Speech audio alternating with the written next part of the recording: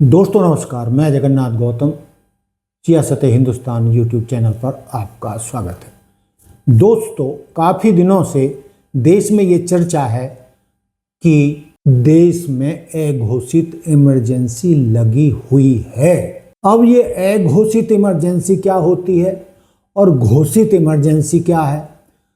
दोस्तों, 1975 में स्वर्गीय प्रधानमंत्री श्रीमती इंदिरा गांधी ने देश में इमरजेंसी लगाई थी और उस इमरजेंसी को 1975 में लगाने के बाद 1977 में ख़त्म कर दिया था और चुनाव कराए थे। लेकिन दोस्तों, आज लोगों का मानना है कि देश में अघोषित इमरजेंसी है जो एक दशक से ज़्यादा से चल रही है और आज हम इसी पर चर्चा करने जा रहे हैं कि घोषित और अघोषित इमरजेंसी में क्या फ़र्क है और जनता इसको कितनी बारीकी से समझ रही है या नहीं समझ पा रही है। इसी पे आज हम आपके सामने चर्चा करने वाले हैं। दोस्तों, जो मैंने शुरुआत आपके सामने की कि आप उससे कितने सहमत हैं, हमें इसके फ़र्क को समझना होगा कि घोषित और अघोषित आपातकाल के बीच के बारीक फ़र्क को समझना होगा। दोस्तों, 25 जून 1975 की आधी रात रेडियो पर एक आवाज़ गूंजती है, भाइयों और बहनों, राष्ट्रपति जी ने देश में आपातकाल की घोषणा कर दी है। यह घोषित इमरजेंसी थी। भाइयों और बहनों, राष्ट्रपति जी ने आपातकाल की घोषणा की है। इससे आतंकित होने का कोई कारण नहीं है। आप सभी गहरे और व्यापक षड्यंत्र से अवगत होंगे जो उस समय से रचा जा रहा है। अखबारों की बिजली काट दी गई, मौलिक अधिकार छीन लिए गए और विपक्ष को सलाखों के पीछे डाल दिया गया। यहाँ दुश्मन सामने था। कानून की किताब में लिखा था कि आप आज़ाद नहीं हैं। दोस्तों, अब आज की बात करते हैं। संविधान की किताब खुली है, चुनाव समय पर हो रहे हैं और इंटरनेट भी चल रहा है, पर क्या आप वाकई आज़ाद हैं? ये बड़ा सवाल है। इसे जानकार कहते हैं अघोषित इमरजेंसी। दोस्तों, 1975 सरकार खबरों को काट देती थी। मीडिया हाउस खुद ही सवाल पूछना बंद कर चुके थे। डर जेल का नहीं बल्कि रेड EDIT पढ़ने या विज्ञापन बंद होने का है। इसे कहते हैं बिना आदेश के घुटनों पर बैठ जाना। यानी आज देश में घोषित इमरजेंसी नहीं है, लेकिन हमारे देश का मेन स्ट्रीम का मीडिया बिना इमरजेंसी के घुटनों पर आ गया है और उसका हमने कारण बता दिया कि EDIT की रेड पड़ने का डर और सरकारी विज्ञापन बंद होने का डर, कि इसी बिना पर आदेश के घुटनों पर मीडिया आ गया है। दोस्तों, 1975 दमन का तरीका, जब इमरजेंसी लगी थी, कानून के तहत सीधे गिरफ्तारी। आज UAPA का या राजद्रोह जैसे कानूनों का ऐसा जाल जहां बेल मिलना ही एक सज़ा बन जाती है। आप जेल में हैं पर इमरजेंसी घोषित नहीं है। सैकड़ों विपक्ष के नेताओं को जेल में ठूंसा जा चुका है या उनको जबरन EDIT CBI का डर दिखाकर अपनी पार्टी को मजबूत करने के लिए उन्हें भाजपा में शामिल किया जा चुका है। दोस्तों, ये इमरजेंसी नहीं तो क्या है? दोस्तों, 1975 जनता जानती थी कि तानाशाही है, इसलिए संघर्ष सड़कों पर था।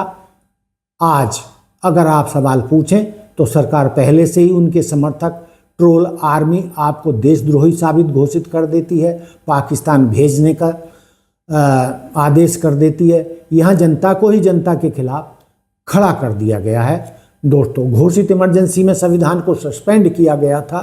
अघोषित इमरजेंसी में संविधान को बिना छुए, बिना सस्पेंड किए, बिना इमरजेंसी लगाए उसकी आत्मा को चुप कराया जा रहा है। दोस्तों, मैं इसको एक बार फिर रिपीट करना चाहूँगा।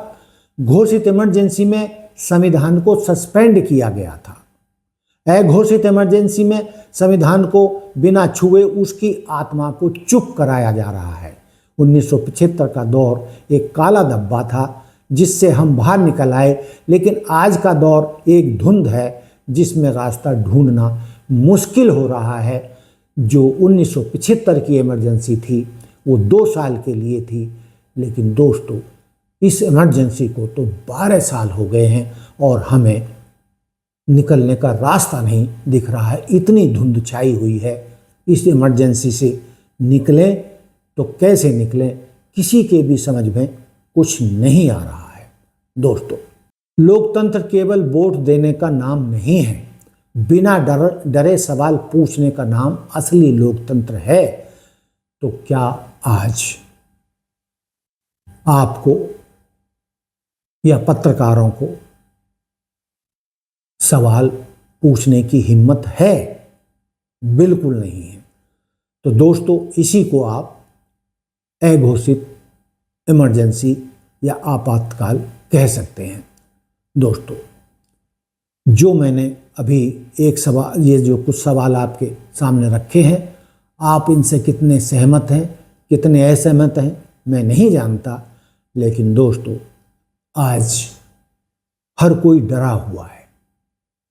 पत्रकार डरे हुए हैं,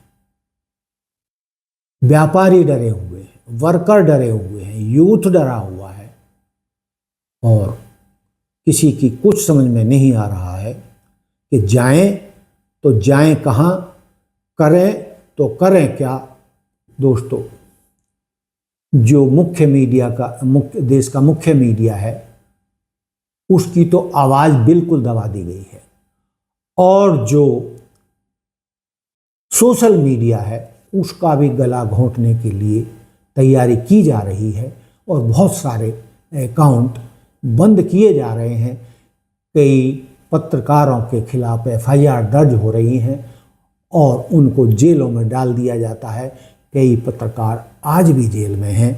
तो दोस्तों, कहने का तात्पर्य ये है कि ये जो अघोषित इमरजेंसी है, ये घोषित इमरजेंसी से ज़्यादा खतरनाक है, जिसमें कहीं इससे निकलने का कोई रास्ता दूर दूर तक नज़र नहीं आ रहा है, क्योंकि इस सरकार ने बिना इमरजेंसी के ही लोकतंत्र के सारे दरवाजे बंद कर दिए हैं और जनता विवश है कि वो लोकतंत्र को वापस लाने के लिए करे तो क्या करे। एक सोशल मीडिया ही आसरा है जहां पर हम अपनी आवाज़ उठा सकते हैं। लेकिन दोस्तों, पर्दे के पीछे से खबरें आ रही हैं कि इस रास्ते को भी बंद करने के लिए सरकार एक नया कानून ला रही है। तो दोस्तों, ये था मेरा आज का मुद्दा, घोषित इमरजेंसी और अघोषित इमरजेंसी में क्या फ़र्क है और आज हम अघोषित इमरजेंसी में कितने बुरे काल से गुजर रहे हैं। क्या आप ऐसा मानते हैं?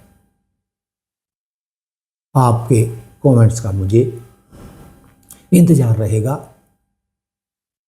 और दोस्तों, आप हमारे चैनल को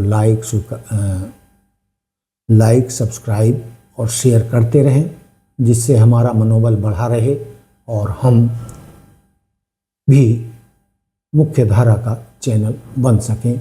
और ये सब आपके सहयोग के बिना संभव नहीं है। तो दोस्तों, देखते रहिए सियासत हिंदुस्तान। जय हिंद, जय भारत, जय संविधान। नमस्कार।